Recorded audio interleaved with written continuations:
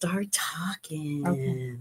Thank you so much for coming back to Sarita Talks. What an awesome lineup we've had recently. So many people who are mindful, so many people who are thinking about different ways to approach living, healing, thoughts, change, all the things. So I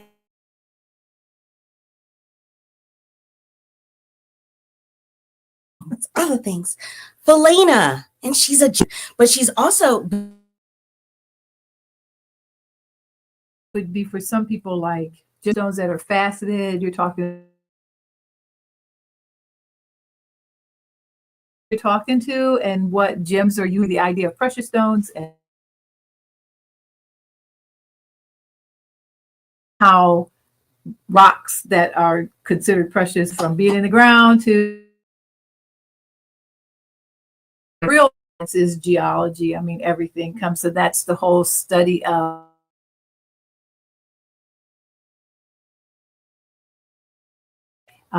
how it formed and what formed when. okay. And people who want, why are diamonds so important, or why is this considered a precious stone when this other is semi-precious and this is just a piece of rock. So you can have it done a couple of different ways. So, okay. Well, let me just go left because Philana knows I do this. I have always had a deep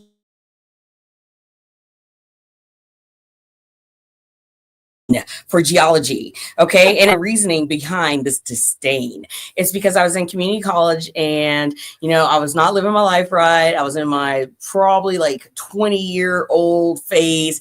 And I was in a geology class and the teacher was like, listen, you're teetering between a D and a C. If you write a really good essay or just write an essay, I will give you the C. So I wrote her this essay, but clearly I just threw it together because I figured like I was in there, and she gave me the D. And ever since I've hated rock formations, especially when I'm driving down the highway and I can see the patterns as they lay, and I know exactly some of them, and I'm mad. I'm mad that I know them now and I didn't get the credit I deserved back in the day.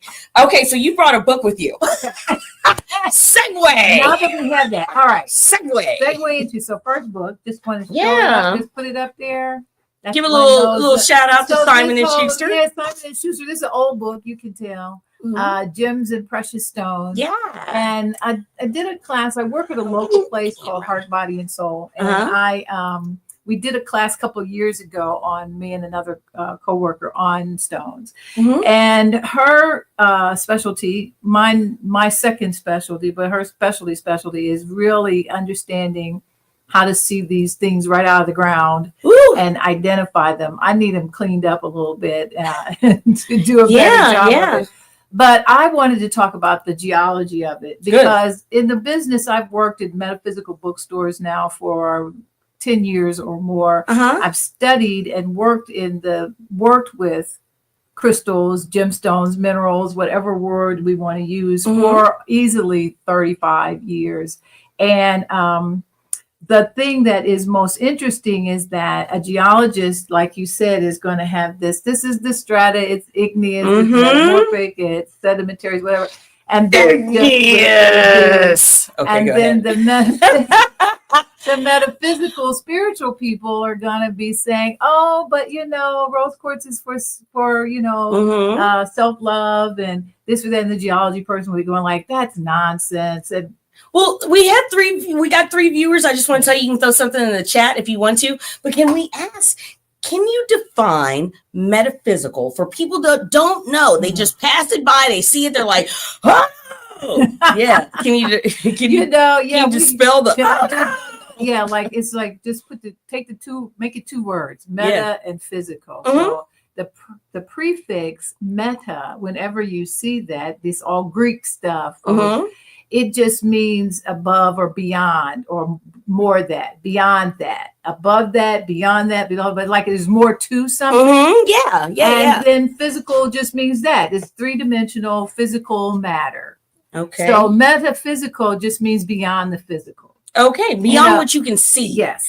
Okay. And everything, has, if you put that little prefix in front of it, then whatever follows, it's just going to mean beyond that. So if you said meta meaning. It's like, okay, it's just the meaning beyond the definition that you see in the dictionary. Or if I said Metamucil, hey, sponsorship opportunity. Beyond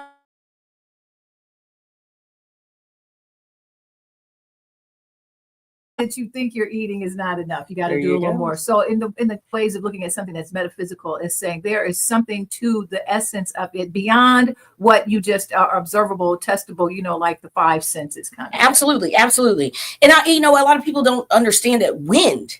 We know the wind is real. We can feel it. Yeah. We can sometimes hear it, but you don't physically see it. It doesn't mean that the wind doesn't exist. So everybody knows I'm Crazy Christian Lady Sarita, and we were talking about the importance of gems. And if you don't see that there's some power in it, then I want you to go look up the ephod, E-P-H-O-D. And it was on the high priest, who was Aaron at one time, Moses, and they would wear it in their holy garment to enter into the presence of the Ark of the Covenant. And there were 12 stones on the ephod, and each of those stones represented one of the tribes of Israel. So I know a little bit about gemology, but clearly I have a disdain for igneous rock. However, I do know that there's so much power and unknown about gems. So you told me earlier you have been into gemology for 30 years. I'm not that old, right? Yeah. True, I know. When did you start? 5, 10? Yeah. Digging in the backyard. Looking for a vein. Yes. So what drew you there? What put you there? Back in the way back, folks, when this wasn't common language, there were people that would travel, vendors, and they'd show up in malls and places like that, and especially Navajo, Native Americans, whoever they might be. I try to stay away from terms as much as possible. And they would show you their jewelry. Of course, everybody knew turquoise and sterling silver and those, but here there were other stones that people who were coming from different spiritual systems, and they were doing their own form of educating. And I just ran across some folks back in the way back. I was probably 35, and I just took an interest. But at that time, that was really, just not acceptable. It was just all fanciful. And people still look at it like they do. They do.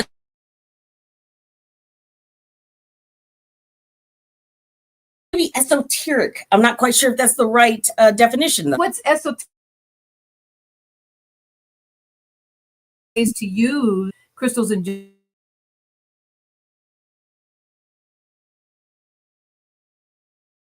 are understandable both from a geological point of view and a metaphysical point of view. So, say for instance, what it takes to make a diamond, then what the fact that you have it says that the energy of the diamond and all it took to pressure to make it, if you have that on your person, it's sharing with you all of its story. Well, I'm a diamond. I'm a diamond because clearly, can't you see? I mean, did you doubt it for a minute? No, I'm just kidding. No, it's actually my birthstone. Okay. I love diamonds because they are, first of all, who doesn't love diamonds? Can't you see? Regardless, though, diamonds are created under pressure. You know what I'm saying? And I always said I've been in situations where, I've had a job, and maybe I've moved on from a job, and that person that might have employed me at one time was like, oh, yeah, Sarita. Yeah, she worked for me. And I said, well, if you are walking down the street and you see a diamond and you pick it up, then, hey, you found a diamond. Yeah. But when you lose,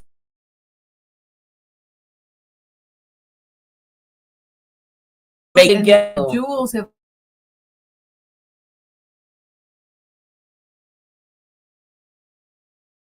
relationship to their natural world have all recognized that certain gems, certain rocks, certain things seem to bring with them certain experiences. And so these things that predated what a current modern Western person would call science, they took that with their shamans and their medicine people and the healers of the tribe, of the community, of the village, and they understood that having those in those diamonds or those precious metals or whatever around them seemed to support the healing work that they were doing. Absolutely. Yeah. Just like copper bands. Everybody's copper fit.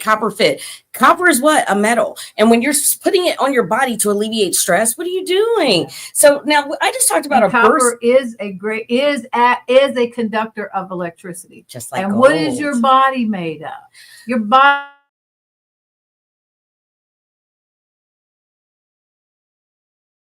in the electrical, the movement of the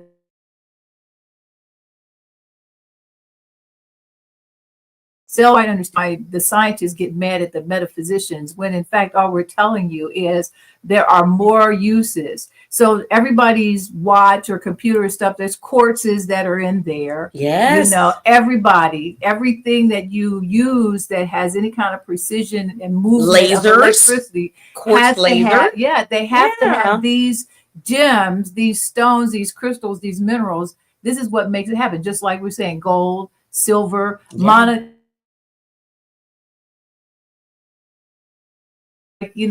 silver in a ring. So there are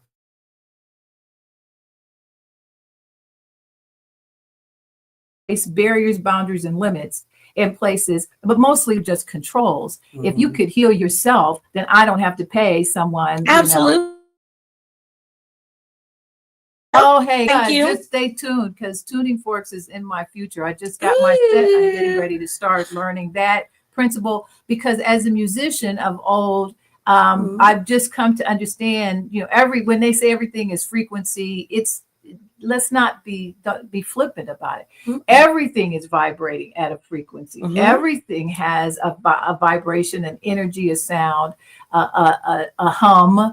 And if we can slow down and allow it, then the space we share on this planet with these gemstones that we were talking a little bit about, then we can stop and go, oh, this seems to help me calm down. This seems to be, and it's not the same stone for everybody. That's the other piece that makes people who want to be difficult, it's not so much for me. It's not so much difficult. I just feel like this. Sometimes people don't want something to work. And the fact that they don't want it to work, I feel like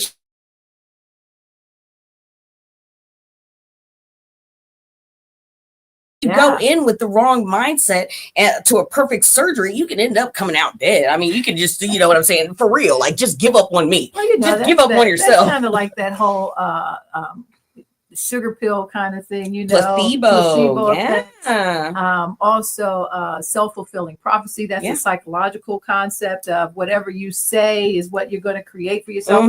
They were teaching that back before many of you were probably, well, some of you I know who know me, but that's like 1960, 70 basic psychology. So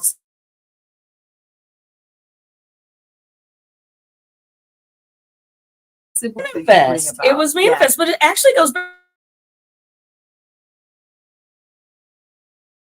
Are what you think about all day long. Now, Dan, I'm sorry, I feel like you moved on. And if Carnegie books also. I'm just no disrespect. You are what you think about all day. Now, would you be able to take, as I said, April is my birthstone. What is yours, Philana? My birthstone is a garnet. I'm born in January, and as a matter of fact, I have some on now. Show. Okay, show.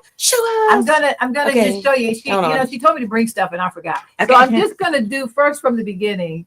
I'm going to show you. This is a really high model. This one is called a Herkimer diamond, folks who know about it. And it's not a diamond. It's actually a high frequency quartz found in Herkimer, New York, primarily. Hence the name Herkimer. And it does what quartz does. It amplifies in energy. It amplifies a signal. It amplifies whatever frequencies you've got going on. Now, wait, I'm going to hold on real quick. We've got 4 people tuned in right now. So I'm going to tell you, if you want to throw a question in the chat, we can answer it live as we are, we're right now, real time. Throw it in, say your name. We want to shout you out. We want to thank you for listening. I also want to tell you, because, I don't say it often enough. I feel like it's a little smoozy. Like, subscribe, and share. All right, thanks so much. She gave you at least 5 minutes in. Yeah, you see, you hear me? You like what I'm saying? Like, subscribe, and share. All right, here's the true gemstone. Tell us about the. Okay, so Garnet, first I'm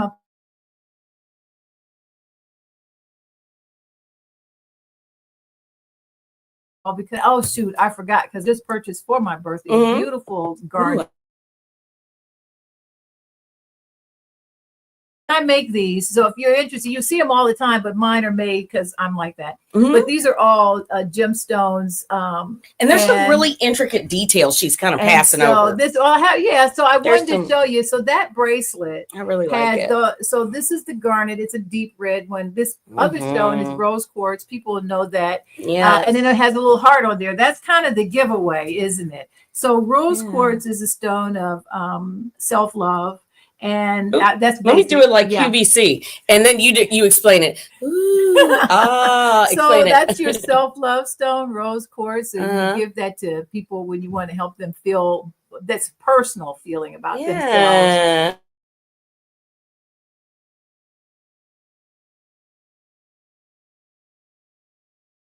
Used for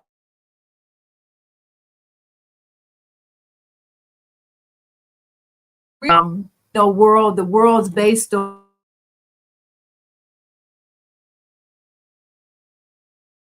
good and romance, and so and they work. They take their time working. So it's gonna. The idea is that the frequency, energy, vibration coming off of those stones is going to support me in having more self-love.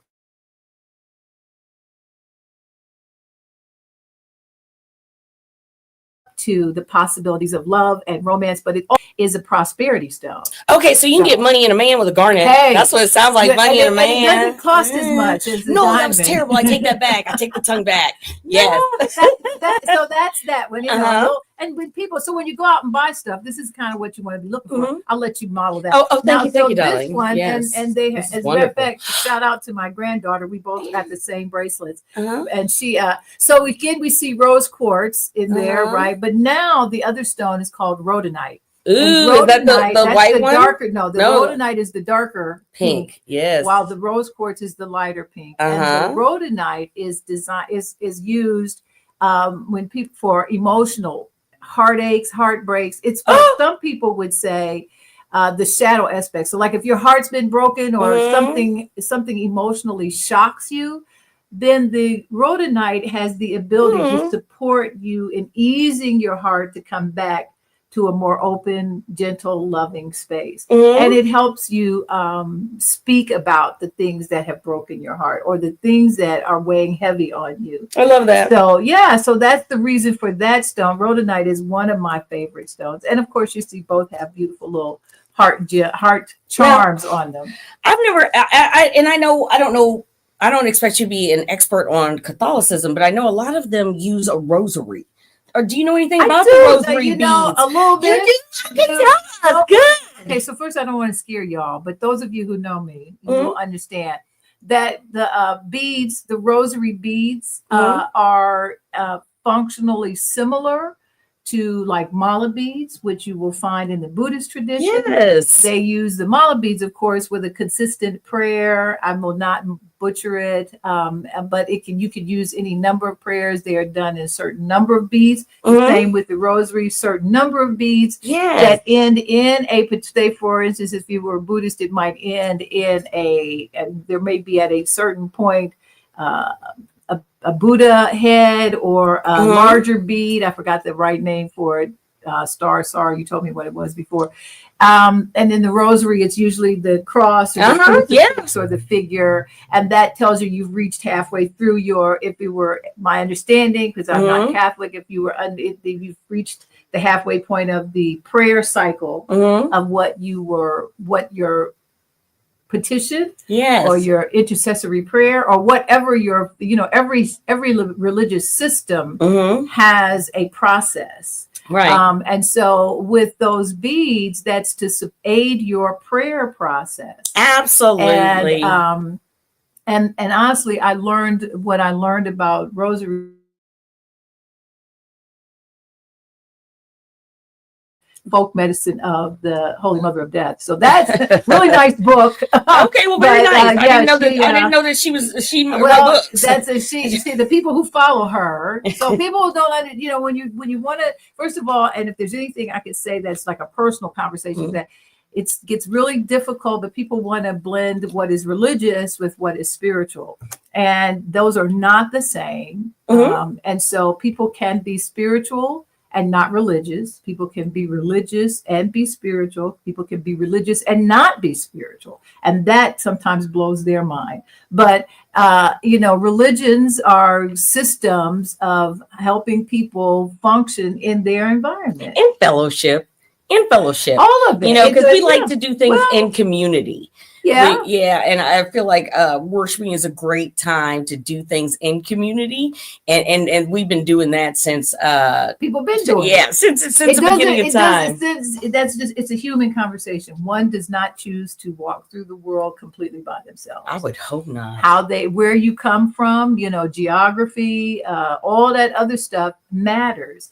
And so if you're going to be stuck in if you have a system that is guiding your life, my request from anyone is that you allow that to be your guiding light, but let's not impose that guiding light on another person, because that's not fair. They have as much ability to create their own come from. And this is just the same thing that we're going to go back right quick. Okay, go ahead. I told Serena, I had that. I said I was writing stuff about the stones in the Bible. Oh, yeah. One day the next time we'll talk about the New Jerusalem and the walls of the 12. Yeah, well, I know.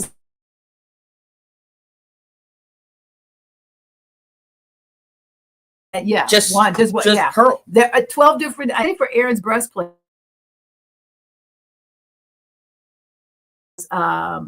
sardonyx and topaz, and don't quite know, and carbuncle, which I haven't quite figured out what that is. In the second row is emerald, a sapphire, and diamond. And this is Aaron's breastplate. Yeah. And then the third one was jacinth. We're still deciphering that one. Agates and amethyst. Everybody knows what that is.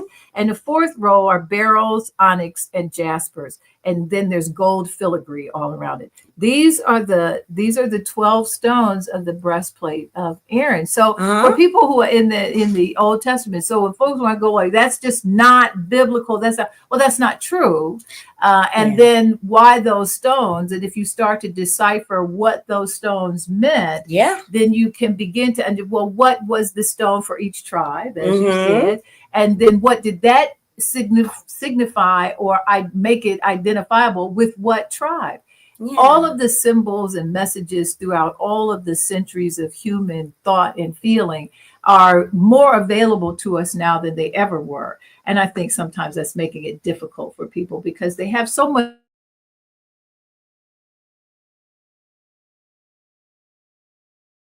100 years ago, let alone 50 years ago. Well, how long things have been in existence. Yeah. We talked about our birthstones. How do we come up with, tell us a little bit about the Here's birthstone. a book I have that I like that I don't think people use enough. Judy Hall, she of course has since made her transition, but she made a really cool book called The Crystal Zodiac. Okay, yeah, tell us about it. And I have her crystal Bible and crystal prescriptions, and I have some other stuff here. If you Judy Hall, contact us. Judy Hall. The birthstones to enhance. So what she talks about in here is that there are traditional birthstones and then there are modern, like how people throughout the last couple thousand years or so. And so there you go. Nice. Aries, the ram, you have rubies and diamonds. But you also have other, when she talks about, this is to use when you're experiencing a challenge, this is what, if you need help with your emotions, if you're trying to heal, here are all stones that have been determined through, just the cultural and metaphysical studies can bring some support to an Aries. Nice. Okay. And you could just go from there. Like everybody knows emerald is Taurus's birthstone. And so, but then there are other stones that you can use. So when we go to mine, it's like Capricorn. So I'm a Capricorn. Found out looking at something online that I'm a Capricorn, even if I were in the Vedic system, which is India's astrology. Oh, I love I'm still a Capricorn. Healing. Okay, so wait. Shouts out to Ranjana Hans, Ayurvedic healing. She's got the turmeric. She's got belly bliss. She's getting your chakras together. We love Ron.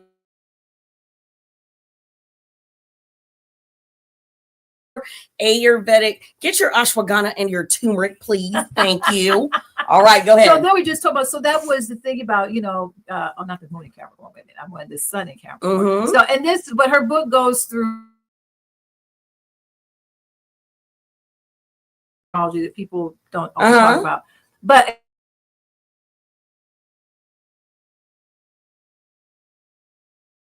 this one, which is Apache Tear, which is an obsidian. And listen, just when you have a chance, obsidian, browse through some different stones. Oh my God! Beauty upon beauty upon beauty upon beauty. Natural world is so much more beautiful than anything your AI is creating. Yes, the AI is using the natural world to do that. No, disrespect to that. Well, now that's an important thing to say, though, because nature, I just read, to improve your own mental health, just going out in nature. Oh, well, now you got to come see me for your nature walk, my urban ecotherapy. That's the whole thing I'm getting ready. Well, maybe we can do a show about it too. We'll have to do that. But it is the idea that even right where you are, you can engage yourself with your natural world environment and sit there and get your piece of nice quartz crystal and just sit on a porch, patio, or whatever, and allow yourself to be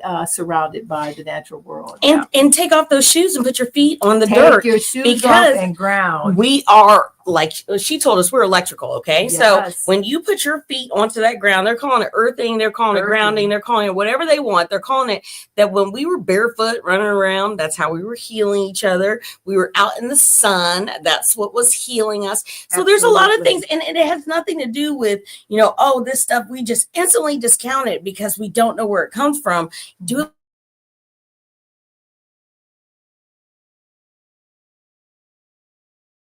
Because fasting, meditation, prayer, all those things are in the Bible, things that we've moved past that. Yeah.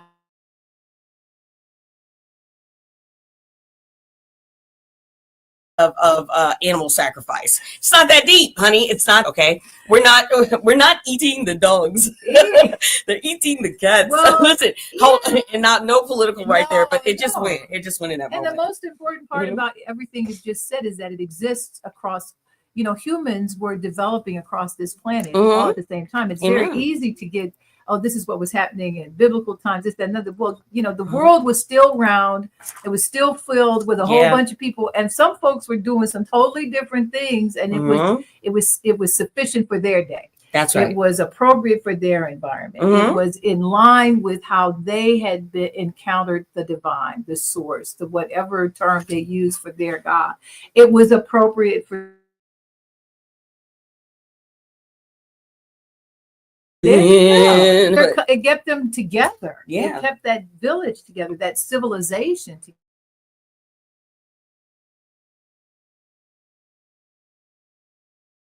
Believing in something bigger than yourself. And you know what? Dogon tribe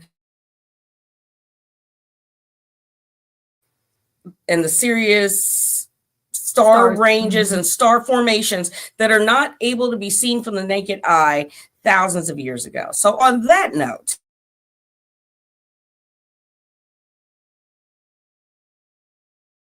it's just been a while. It's been a long time. So I want to definitely have you come back so we can talk about nature hikes and all of that. Yeah, we'll do that. But I want to hear more about just wrap us up on. So here's first. Wait.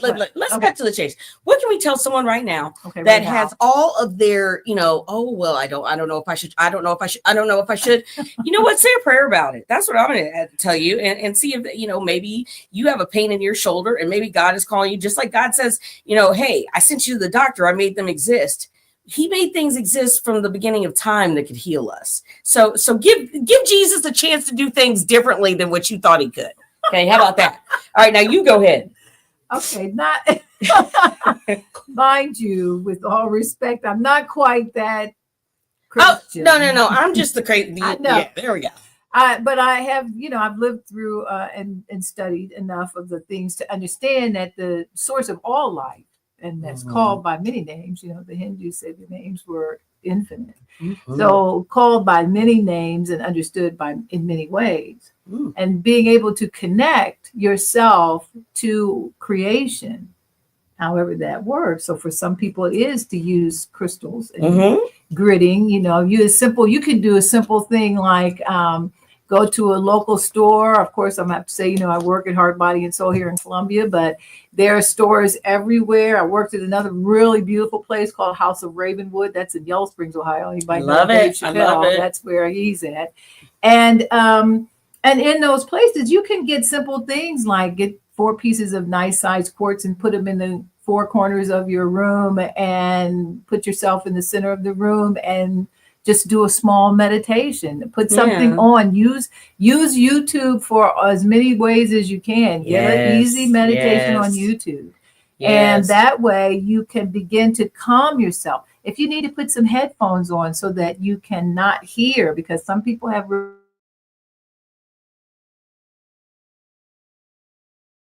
all these, distractions. We got the Chiefs losing like that. Pat stuck his bottom lip up. I was like, oh no. Andy Reid looked like he was about to cry. He was like, oh, help us. The whole team was like, ugh. You know what I'm saying? Like, things are hard. Okay, life is hard. They needed some stones in their pockets. Let me tell you that, yes.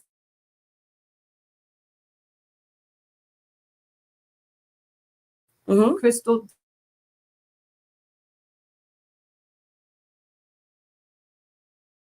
Having a hard time sleeping, there are some nice stones that you can put to kind of help calm down, because you need to know you are asleep. So what frequencies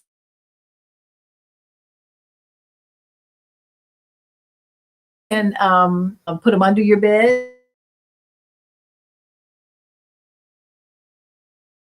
Here's one more thing I wanted to say. This is another book's been around. Water aside, you charge your water.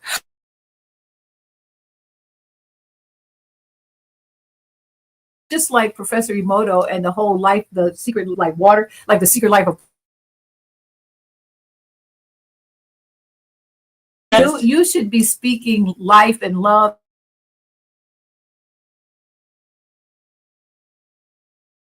Water. Okay, I'm gonna tell you this right now. Okay, and a little water charging. Right before this lady, Lisa Suter, and help Lisa. Lisa's trying to get released. Lisa's been there over 30 years. So clearly, at that time I'd been there probably a decade. So I had a lot of time on my hands too. No judgment. She heard that you could talk to water and make water either positive or negative. So she was always talking good to this water. Okay. So talking good to the water in her pitcher. Well, her roommates were like, that's not even work. So one day they talked bad to her water all day long while she was gone. So she came in and took the water, tasted the water. She said, someone's been mean to my water. She could tell. Okay. Wow. I swear. That's awesome. This was a straight I've never heard that again, but people were talking bad to Lisa Suter's water and she could tell. And she could because so everything does have an energy off of it. I just had to stop you. Now, how can we find you, Philana, for these pieces that you're making? Please tell us how to find you. Are you on Instagram? I am, if I would pay attention. Okay, well, she's on Instagram. Tell us what your handle is. And on Instagram, it's Renee's Peace. Okay. RENESPEACE. Okay. I have my business, Soul Speak LLC, is on Facebook. Yes. So Soul Speak LLC. And that's my whole business of working in energy healing and nature work. Ecotherapy is the business, kind of like the handle I found, and I really, really did. This is part of what the shutdown did for all of us. We had to go find new things to do. And ecotherapy was one of mine. And then if you're local and you want to stop in Heart, Body, and Soul, I work there 3 days a week, and happy to talk to you when you're at that time also.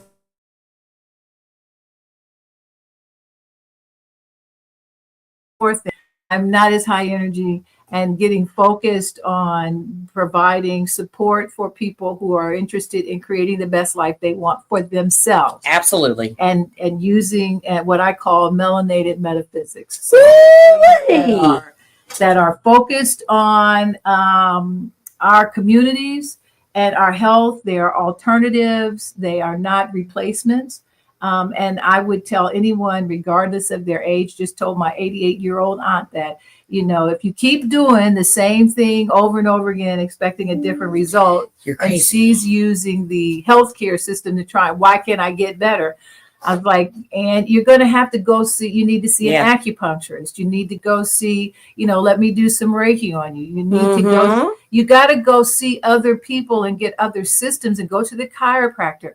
And each one of those, massage therapy, they all work together. It all, because our body is so complex in its simplicity. It needs a little bit of all of that. So complex in its simplicity. Yeah, it is. Get a therapist. Get everybody. Get whoever your spirit, and you will be led to that. Amen. Yeah, amen. Listen, throw that crazy Christian in there. Amen. Amen. Well, let me tell you, Philana, it's been a pleasure to have you. You're going to come back on. Grateful. Yeah, we're going to talk about my book. I got a book of poetry, so we're going to talk about a book. Yeah. And we're going to talk about urban ecotherapy. Ooh, urban eco. I cannot wait. And I cannot wait. I want to thank everybody who tuned in. Thank you so much. I'm so glad that Philana came on. Oh, what do you mean? Absolutely. Yeah. Absolutely. She's teaching us something. And I hope I can teach you something. Pull out that Bible, pull up that Quran, pull out whatever biblical book or whatever you call on. And read and see how you can expand and grow, because it's all about growth. It's all about moving on. Thank you, Philana. Thank you for subscribing, liking, and sharing Sarita Talks. If you didn't, try it again some other time. All right, bye. Take care. Thank you. Peace.